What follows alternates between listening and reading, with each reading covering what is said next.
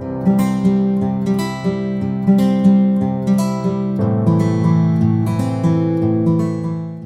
Children, मैं Sarika Bambani. Welcome to my accountancy classes. बच्चों, basic accounting terms की सीरीज में आज जो हम वर्ड समझने जा रहे हैं वो है ट्रांजैक्शन एंड इवेंट। क्या ट्रांजैक्शन एक इकोनॉमिक इवेंट है और क्या एक इवेंट जो है वो ट्रांजैक्शन का ही रिजल्ट है? इसको समझने के लिए हमें इन दोनों की डेफिनेशन को और इन दोनों वर्ड्स को अच्छे से समझना होगा। तो चलिए जल्दी से शुरू करते हैं क्लास विद मी। तो सबसे पहले हम देखते हैं कि व्हाट इज ट्रांजैक्शन। ट्रांजैक्शन क्या है? ट्रांजैक्शन माना, बिजनेस ट्रांजैक्शन माना व्यावसायिक लेन देन। तो ट्रांजैक्शन वो इकोनॉमिक एक्टिविटी है जो किसी भी बिजनेस की फाइनेंशियल पोजीशन में चेंज लाती है, कुछ चेंज लाती है। तो ये फाइनेंशियल पोजीशन क्या है? फाइनेंशियल पोजीशन किसी भी ऑर्गेनाइजेशन के रिकॉर्ड में असेट्स, लायबिलिटीज और कैपिटल का जो करंट बैलेंस होता है वो उस ऑर्गेनाइजेशन का फाइनेंशियल पोजीशन कहलाता है। जब हम किसी ऑर्गेनाइजेशन की फाइनेंशियल पोजीशन को जानना चाहते हैं तो ये चेक करते हैं कि उसकी बुक्स में उसकी असेट्स, लायबिलिटीज और कैपिटल की करंट वैल्यू क्या है।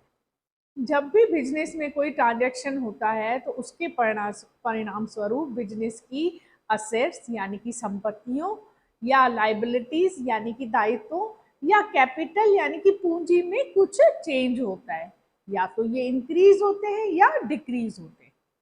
तो एक बिजनेस ट्रांजैक्शन की मुख्य विशेषताएं क्या है, यानी मेन कैरेक्टरिस्टिक्स क्या है, वो हम देख लेते हैं।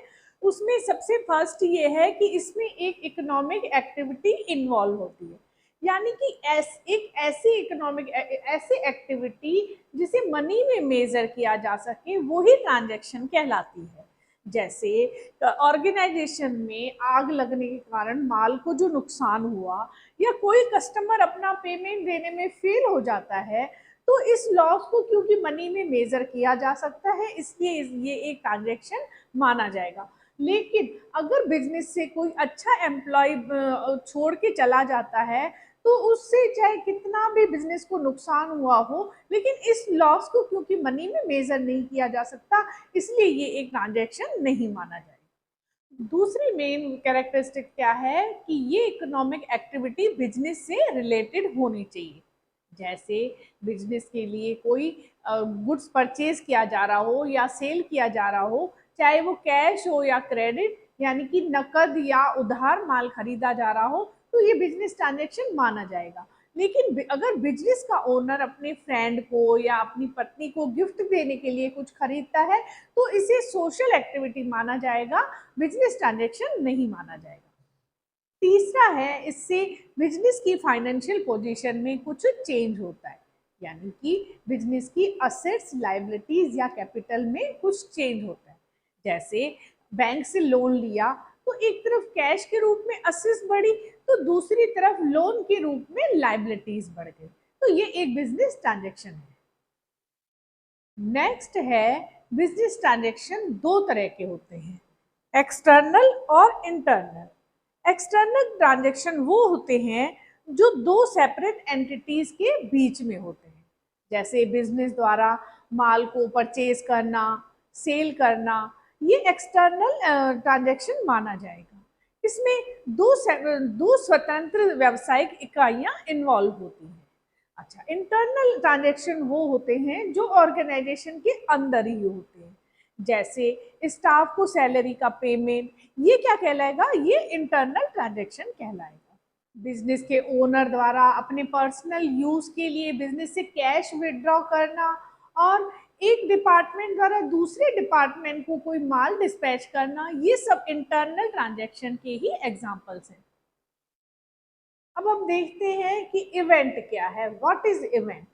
तो event is result of transaction, यानी कि घटना किसको बोलते हैं, घटना व्यवसायिक लेन देन का निष्कर्ष या परिणाम।